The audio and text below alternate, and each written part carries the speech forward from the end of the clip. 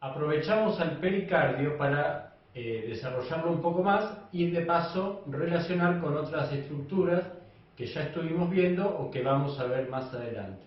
En primer lugar, como ya lo dijimos en el video de corazón, la construcción del nombre de esta estructura viene de dos componentes. Cardio quiere decir corazón y peri quiere decir alrededor de, o sea, es una envoltura que reviste al corazón. El pericardio tiene dos componentes. Uno que se llama pericardio fibroso y otro que se llama pericardio seroso. Entonces, otra vez, ¿qué quiere decir esta palabra? En general, en los textos de anatomía o de histología, fibroso está indicando que esa estructura está formada o contiene tejido conectivo denso. Y es el caso del pericardio fibroso. Y la palabra seroso, en este caso, se refiere a esas membranas que revisten, por un lado, las paredes de las estructuras que alojan a los órganos y por otro lado la superficie externa de los órganos, como son la pleura para los pulmones o el peritoneo que está en el abdomen y en la pelvis y se relaciona con distintos órganos como el estómago, el intestino delgado, partes del intestino grueso y otras que ya veremos. En general, estas membranas serosas, como el pericardio seroso, aparecen revistiendo a órganos que para cumplir su función tienen que moverse rápidamente y cambiar de forma rápidamente. Eso se verifica o se cumple y es bien evidente en el pulmón, que constantemente se infla y se desinfla. Lo pueden entender claramente con el estómago, que de repente se llena y empieza a moverse por las contracciones musculares que tiene para ir estresando a ese alimento que uno consumió. Y en el caso del corazón también, como el corazón late constantemente, esos movimientos van a tener una lubricación y un roce disminuido para que no altere a las estructuras que están vecinas. Entonces, estos órganos se pueden mover constante y rápidamente sin alterar demasiado la forma o las funciones de otros órganos que están cerca. Las membranas serosas están formadas por un tejido conectivo y por un epitelio plano simple que se llama mesotelio. Eso es constante, ¿sí? El tejido conectivo se va a adherir ya sea al resto de la pared del órgano o a la pared de la cavidad que aloja a este órgano, y el epitelio plano simple va a quedar mirando a la luz de una cavidad que en general es una cavidad de dimensiones muy reducidas que contiene una mínima cantidad de un líquido que hace de lubricante. En el caso del pericardio fibroso, que es la parte más externa de esta envoltura, acá lo vemos representado en este esquema de Testut. Fíjense que está dibujado de blanco, ¿sí? Se puede percibir un poco la forma del corazón que estaría dentro, y lo interesante es que esta bolsa es relativamente fuerte o con una textura, con una resistencia mecánica importante, y además está formando ligamentos que relacionan al pericardio con el esternón, con el diafragma o con las vértebras, con la columna vertebral. De esta forma, por más que el corazón al latir, piensen en una carrera o en una situación de mucho esfuerzo para el corazón, aunque el corazón lata con mucha fuerza y mucha frecuencia, gracias a estos ligamentos y a este saco de tejido conectivo denso, va a mantenerse relativamente en su posición.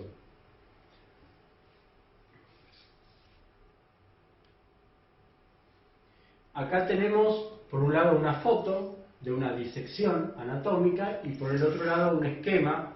Fíjense que a pesar de que son de dos libros distintos, esto es del Netter y esto es del Yokochi, han como encontrado en esta disposición, una buena forma de mostrar al pericardio. ¿Qué es lo que han hecho? Han retirado el corazón y han dejado, fíjense los bordes bien delgados, pero se ve que es una estructura fuerte, al pericardio fibroso, que está unido al diafragma, por ejemplo, aquí abajo o aquí. Pero ahora quiero que miren la superficie interna, que es bien lisa, ¿sí?, y brillante, ¿sí? Acá le han hecho como una especie de ventana también como parte de esta disección. Fíjense cómo va a ir plegándose para acompañar al inicio de los grandes vasos, ¿sí? Bien, volviendo al aspecto de la superficie que se ve en esta imagen, ¿qué es lo que está mostrando? Del lado externo estaría el tejido conectivo denso, pero del lado interno va a estar un epitelio plano simple que es parte del pericardio seroso. Así que ahora vamos a ir al pizarrón. Si se puede hacer un primer plano para distinguir todas las cosas que están representadas. Fíjense que por un lado tenemos a la pared del corazón y por otro a las porciones, estas tres, del pericardio. Entonces, ya hemos visto que la pared del corazón está formada por tres capas, que son el endocardio, el miocardio y el epicardio. Cuando ustedes estudiaron el epicardio, habrán visto que está compuesto por un tejido conectivo, que incluye tejido adiposo y que incluye a los vasos sanguíneos de la circulación coronaria, acá quise representar una vena y una arteria, y por un epitelio plano simple. Ese nombre de epicardio es el que aparece generalmente en los libros de histología. Sin embargo, los libros de anatomía lo van a denominar hoja visceral del pericardio seroso. ¿A qué se debe esto? A que el pericardio seroso, como todas las serosas, va a estar formado por una hoja única que va a ir reflejándose, es decir, cambiando de dirección, y va a llamarse hoja visceral cuando forma parte de la pared del órgano, cuando está pegado a la superficie del órgano, y va a llamarse hoja parietal cuando esté pegado a la pared de la cavidad que contiene a ese órgano. Entonces, si ahora nos concentramos en la parte superior del dibujo, esto rosado sería el pericardio fibroso, ¿sí?, de tejido conectivo denso, al que se une el pericardio seroso parietal. Acá en verde dibujé a la membrana basal y en azul a las células epiteliales planas. Esto, cuando uno saca el corazón del animal, estaría cortando aquí, a nivel de esta reflexión. Yo lo dibujé ahí como si fuera alguna de las partes donde hay reflexiones, para acentuar esto de que es una hoja única, ¿sí?, que va tomando la denominación de visceral o de parietal, dependiendo de si está unido al corazón o a la pared. Entonces, pericardio fibroso, tejido conectivo denso, hoja parietal del pericardio seroso, un epitelio plano simple, el tejido conectivo, acá estos tejidos conectivos se funden, y luego este pericardio se va a reflejar y va a formar parte de la pared del corazón. ¿Cómo forma parte de la pared del corazón? Y representando la capa más externa, que como dijimos recién, los anatomistas la van a llamar hoja visceral del pericardio seroso, mientras que los histólogos la denominan epicardio. Otra vez va a estar formada por un tejido conectivo y un epitelio plano simple.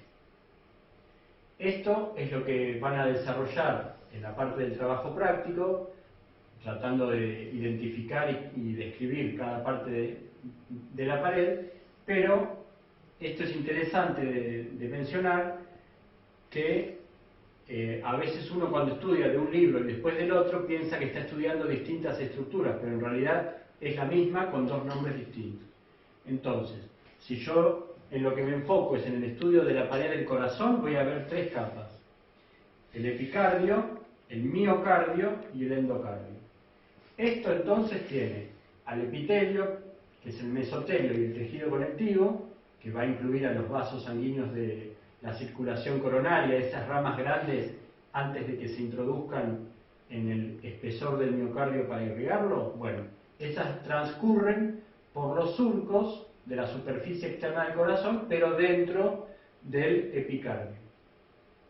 El miocardio ustedes ya lo conocen, está formado por un tejido muscular estriado, cardíaco, con todas las características que ya vimos hace algunas semanas, y forma el mayor espesor de la pared del corazón. Recuerden que hay algunas células musculares cardíacas que están especializadas en generar y conducir los impulsos para el latido y la sístole y diástole alterna entre aurículas y ventrículos. Esos componentes, en algunos casos, como las fibras de Purkinje, se van a ubicar preferentemente en el endocardio, bien cerca de la luz del corazón. El endocardio entonces va a tener un tejido conectivo que es bastante denso, ¿sí? Y un epitelio plano simple que es el endotelio, que es el mismo revestimiento que se encuentra en los vasos sanguíneos y también va a ser continuo con lo que se encuentra en el corazón. Recuerden que este endocardio además va a revestir todas las estructuras internas del corazón que dan a la sangre, como las cuerdas tendinosas, las columnas carnosas y la superficie de las válvulas. Esto llama la atención porque cuando estudiamos epitelio decíamos que al ser un tejido sin vasos sanguíneos va a estar siempre en contacto con un tejido conectivo laxo. Bien, en este caso el tejido conectivo es mucho más fuerte, es tejido conectivo bastante denso. Y bueno, la explicación que podemos encontrar, más allá de que sea una excepción, es que los nutrientes que necesiten estas células los pueden obtener directamente de la sangre que llena el corazón. Por eso no es un problema para este epitelio no tener subyacente un tejido conectivo laxo. Por último, entonces, para resumir, todo esto sería el pericardio, y en esta cavidad es donde se encuentra el líquido pericárdico, que es el que funciona como lubricante, disminuyendo el roce entre la pared del corazón y el saco pericárdico fibroso.